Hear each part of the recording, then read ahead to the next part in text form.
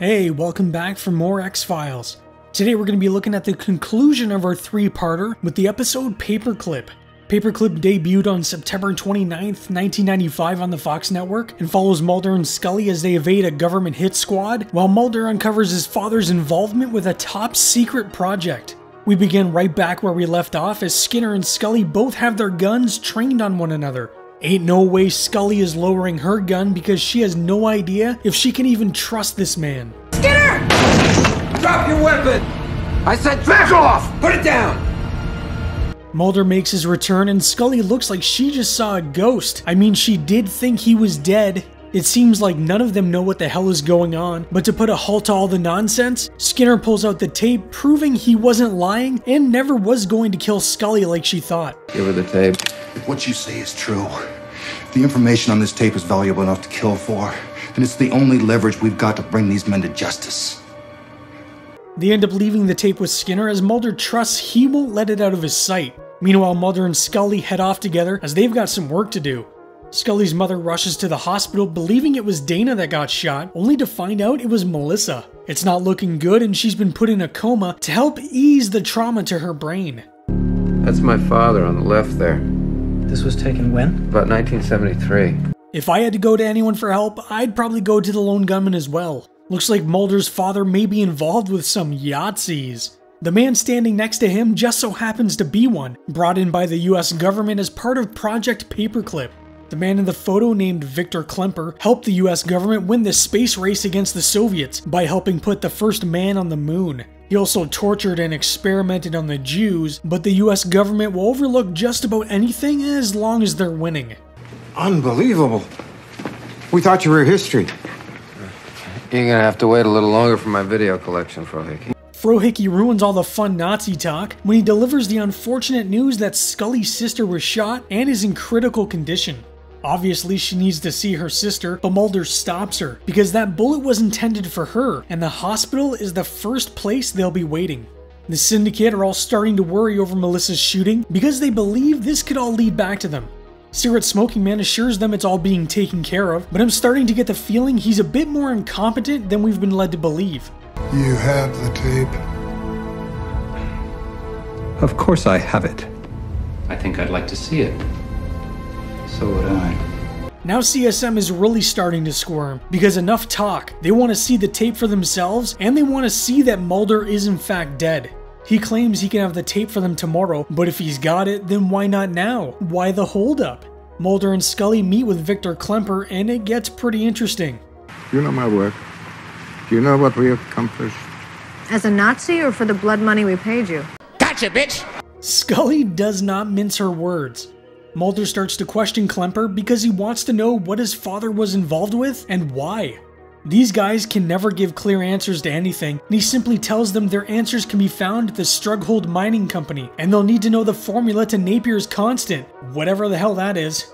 How are you, old friend? It's been far too many years. What is it, Victor? Ooh, things are about to get real interesting because the Syndicate now know Mulder is still alive. Boy, is CSM gonna have egg on his face.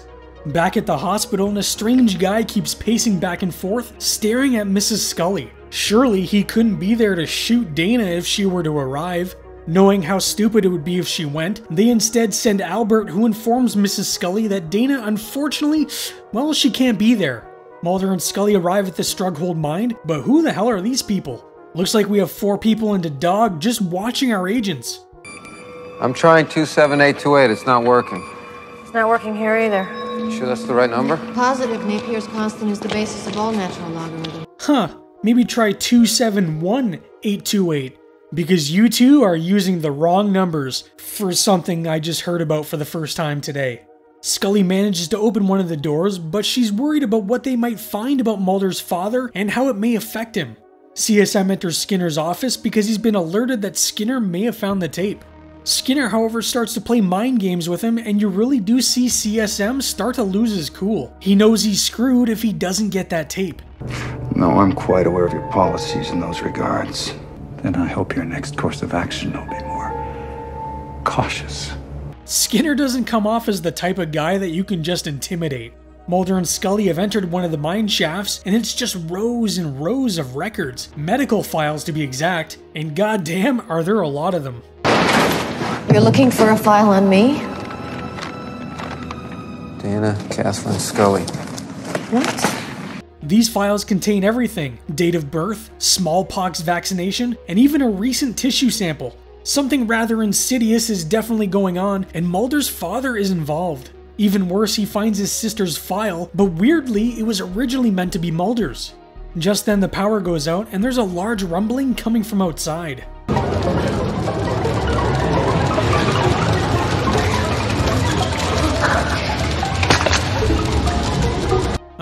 Those were aliens that just ran by Scully, and that's a damn UFO getting ready to take off. But where did both of these come from and why? A legit UFO hovers right over Mulder, but if you haven't noticed, Scully is conveniently nowhere in sight.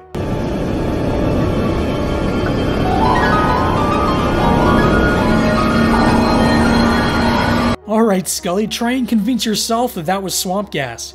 Mulder doesn't even get a minute to revel in what he just saw, as hitmen are already on the scene.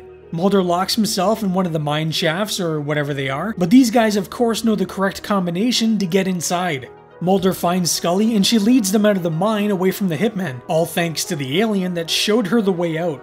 But what about their car? This place isn't even on the map. How'd you get here? You'd be surprised what's not on the map in this country. They've contacted Skinner, who tells them he can assure them safety and reinstatement if he turns in the tape. Of course, Mulder doesn't want that to happen, because then how will he expose everything?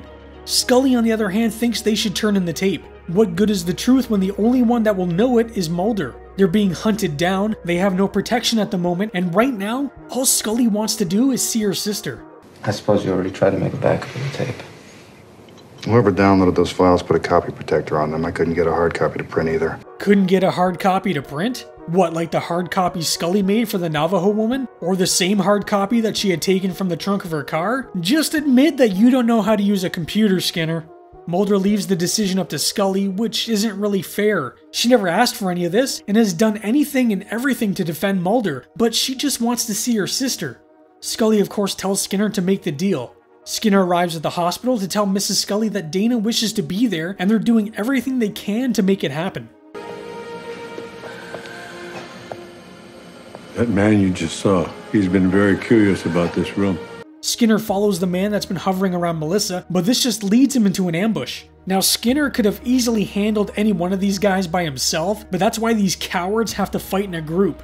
Krychek steals the tape and well, there goes the bargaining chip. The men then stop at a corner store to grab some drinks.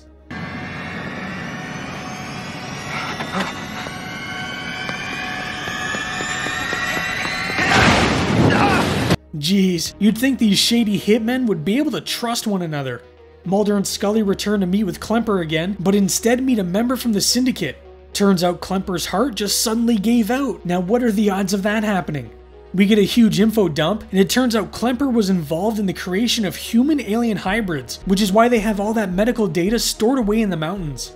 Mulder's father objected to what they were doing, which is ultimately why he was killed. The well-manicured man claims Mulder's sister was taken as a sort of insurance policy to keep his father from exposing what the group was doing, and now Mulder has become his father, and his life is now in danger. Although I don't know how abducting his child would keep him from exposing the truth, I would assume it would only make him even more determined to expose it. I'm alive. Not a surprise. Yes. Good. Where are you? I love how CSM plays the call off like he's having a completely different conversation and that he's not talking to Krychek. It feels like something that would be in a sitcom or a cartoon. And the balls on CSM to once again lie to the group and tell them the tape was destroyed in a car bombing. It's just lies on top of lies on top of lies with this guy. Mulder wakes his mother up in the middle of the night because he just can't wait until morning to bother her with more questions she can't remember the answers to. Did he make you make a choice? Couldn't choose. It was your father's choice. Well, at least now we know why they split up. CSM enters Skinner's office, where Skinner is willing to trade the tape for Mulder and Scully's guaranteed safety and reinstatement. But what tape? CSM knows he doesn't have it and calls his bluff, but what CSM doesn't know is Skinner has an ace in the hole by the name of Albert Hosteen. This is where you pucker up and kiss my ass. Because if Agents Mulder and Scully come down with so much as a case of the flu, Albert is prepared to recite chapter and verse, file for file, everything on your precious tape. Albert has memorized everything on the tape and passed the information down to 20 other Navajo men, so unless CSM wants to go around and kill every Navajo person in the country, he's gonna have to play ball. Mulder meets with Scully at the hospital, and yeah, her sister didn't make it. They do both get their jobs back at the FBI, but at what cost? It seems like anyone even remotely close to these two eventually dies. Paperclip is a really good episode. I love the expansion on the mythology that we've got going on so far, with Mulder's father's involvement, Nazi war criminals, and CSM being made to look like an incompetent fool in front of his buddies. He even has a bigger thorn in his side now that he's pissed off Krychek too. Paperclip currently sits at a 9 on IMDb, and I would probably go with an 8. The producers were really happy with this episode. Frank Spotnitz, who is story editor, said, "I love Paperclip. I was thrilled with the plot. I know it moved very fast for some people, but I actually think that for some of these shows, you don't need to understand everything. I think it is more exciting to go at rocket speed. Everybody was on the mark in that one. David and Jillian's performances, Rob Bowman's direction, Chris Carter's writing, everything was just terrific in that show. I think Frank may have taken the 'you don't need to understand everything' to heart, especially when it comes to the mythology episodes in later seasons." Director Rob Bowman was also really happy with his efforts and didn't think he would be able to top what he did in this episode. Mitch Pileggi has even said that this is one of his favorite episodes, and the line where he tells cigarette smoking man to pucker up and kiss his ass is often used to introduce him when he's at various conventions. The producers for some reason felt the themes from this episode were similar in tone to Star Wars, specifically the revelations about Mulder's father, and the film Sophie's Choice because of the decision Mulder's parents had to make when his father chose Mulder's sister to be the one that gets taken. The Strughold mining facility was named after Dr. Hubertus Strughold, a Nazi doctor who was eventually brought over by the US to help work with the Air Force and NASA through Operation Paperclip. He was also the basis for Victor Klemper's character. The Britiana Mine Museum in British Columbia stood in as the Strughold mine. The aliens that run by Scully just before the hitmen arrive were all played by 8 and 9-year-old children, something a movie I looked at called UFO Abduction also did. Victor Klemper was played by Walter Gotell. Walter does a fine job playing a remorseless Nazi doctor. He doesn't have a lot of screen time, but you get the sense that he really was a huge piece of shit and really couldn't care who he hurt. Walter was born in Germany in 1924 and left for Britain with his family once Nazism began to flourish in Germany. He spent most of his early career working in films as German officers, but would have his biggest success when appearing in From Russia with Love, and then in the late 70s with The Spy Who Loved Me, all the way to The Living Daylights as KGB General Anatol Gogol. His small role in the X-Files would be his second to last, with the last one being in the film Prince Valiant, as he would pass away May 5th, 1997 at the age of 73. Paperclip is a good third-parter, and really opens up the story even more than what we've already seen. I definitely recommend you watch all 3 episodes if you haven't. Next up, Mulder and Scully investigate a small town where teenagers appear to be dying by targeted lightning strikes in the episode DPO. I hope you enjoyed today's X-Files video. Let me know your thoughts on Paperclip down in the comments.